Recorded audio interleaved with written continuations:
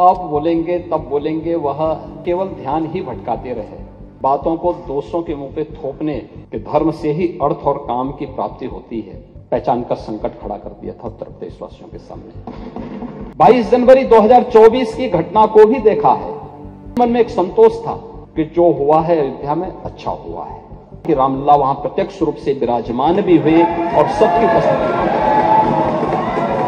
कि हमने वचन निभाया और मंदिर वहीं बनाया।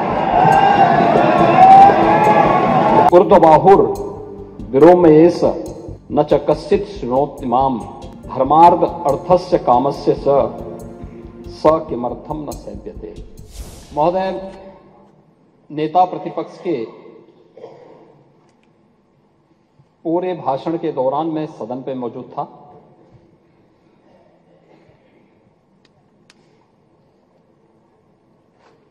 लेकिन मुझे आश्चर्य हो रहा था कि अब बोलेंगे तब बोलेंगे, वह इस सदी की सबसे बड़ी घटना की ओर भी ध्यान आकर्षित करेंगे।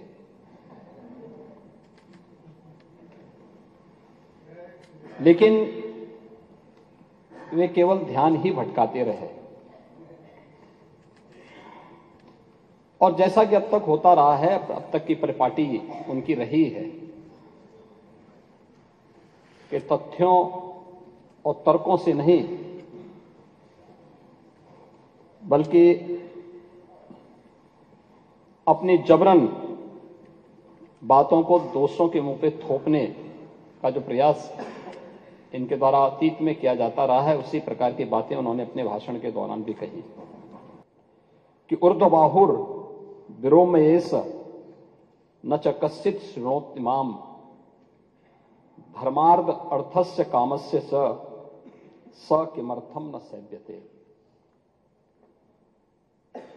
महर्षि वेदव्यास ने एक बात कही थी महाभारत के में। उन्होंने कहा कि उनकी व्यथा थी कि मैं बाहें उठाकर लोगों को समझा रहा हूं कि धर्म से ही अर्थ और काम की प्राप्ति होती है, इसलिए क्यों नहीं धर्म के मार्ग पर चलते। पर कोई मेरी सुनता ही नहीं। ये केवल वेदव्यास की पीड़ा नहीं थी। 2014 के पहले पूरे देश की और 2017 के पहले पूरे उत्तर प्रदेश की भी यही पीड़ा थी।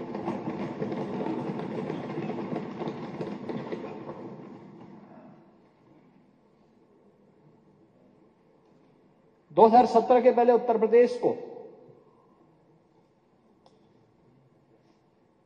जिन लोगों ने 4-4 बार प्रदेश में शासन किया, एक लंबे समय तक सत्ता के सिंहासन पर विराजमान रहे, वो उत्तर प्रदेश को कहां लेके गए थे? पहचान का संकट खड़ा कर दिया था उत्तर प्रदेश वासियों के सामने। एक पहचान का संकट आया था। यहां का नौजवान बाहर नहीं जा सकता था, पहचान छुपाने के लिए मजबूर था। उत्तर प्रदेश से बाहर निकलता था तो हे दृश्य देखा जाता था। नौजवान कहीं जाता था, नौकरी नहीं मिलती थी। यहां तो अवसर थे नहीं, लेकिन अगर उत्तर प्रदेश से बाहर जा रहा है तो नौकरी नहीं मिलती थी। किराए पर कमरे की बात तो दूर, होटल और धर्मशालाओं में भी कमरे नहीं मिल पाते थे। ये उत्तर प्रदेश की स्थिति 2017 के पहले बना दी गई थी। महोदय, कौन जिम्मेदार है इस स्थिति के लिए? और आज उत्तर प्रदेश ने 22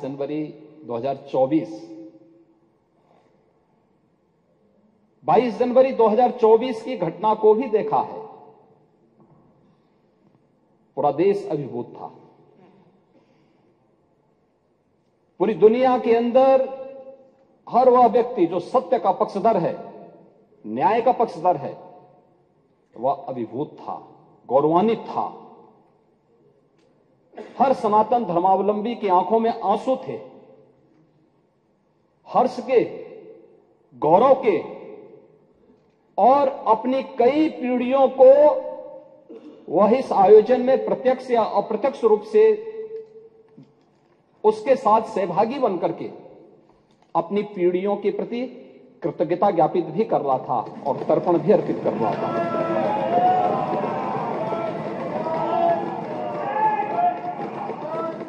यह मेरा सौभाग्य है कि उस आयोजन में मैं प्रत्यक्ष रूप से था, वहां के वातावरण को मैं समझ सकता था। 25 करोड़ की उत्तर प्रदेश की आबादी और 140 करोड़ का हमारा देश, कमोवेश हर प्रदेश का प्रतिनिधित्व था, नेतृत्व वर्ग था। आदरणीय प्रधानमंत्री जी की उपस्थिति थी, पूज्य संतों के, आचार्यों की और समाज के हर तबके की उपस्थिति वहां पर मौजूद थी। अद्भुत वातावरण था, ऊर्जा से भरपूर था। और यही उत्तर प्रदेश, जिस उत्तर प्रदेश के नौजवानों को देख करके उत्तर प्रदेश के नागरिकों के बारे में टिप्पणी होती थी, आज उस उत्तर प्रदेश जहां कोई आना नहीं चाहता था, आज देश और दुनिया का हर व्यक्ति उत्तर प्रदेश आने के लिए तैयार बैठा है। ये घटनाएं कैसे परिवर्तित करती हैं, और इसीलिए जब मैं इस सदन में मिला, पहले दिन जिस दिन दलीय नेताओं की बैठक थी, तो हर सदस्य के चेहरे पर एक आत्मसंतोष का भाव था। हो सकता है पार्टियां के अपने भेद हो सकते हैं, लेकिन मन में एक संतोष था कि जो हुआ है अयोध्या में अच्छा हुआ है।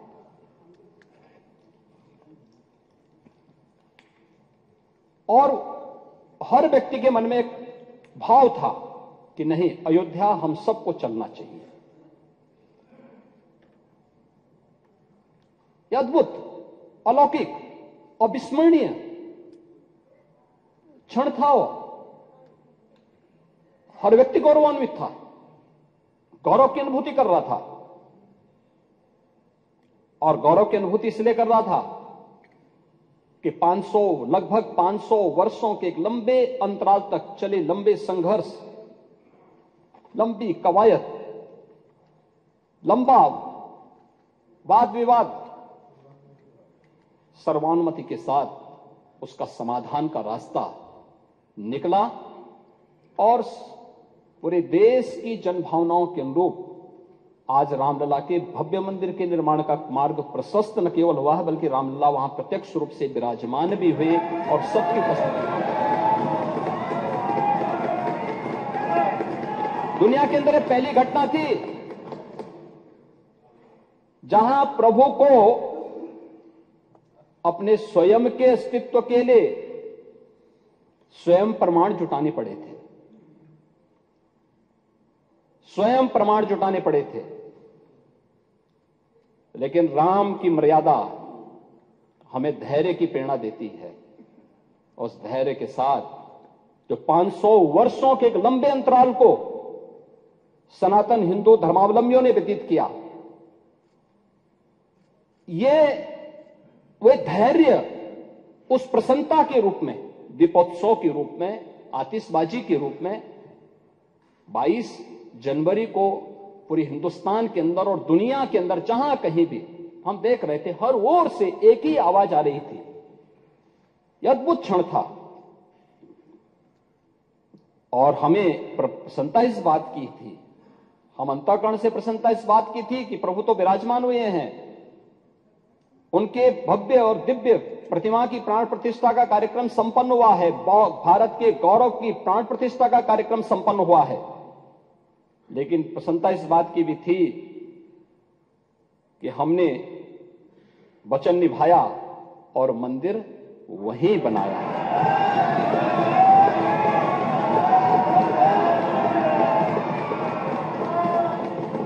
जो कहा सो किया, जो संकल्प लिया उसकी सिद्धि भी हुई। केवल बोलते नहीं हैं, करते भी हैं।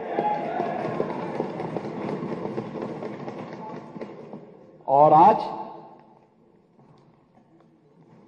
नव्य, भव्य और दिव्य अयोध्या को देख करके भी हर व्यक्ति अभिभूत है।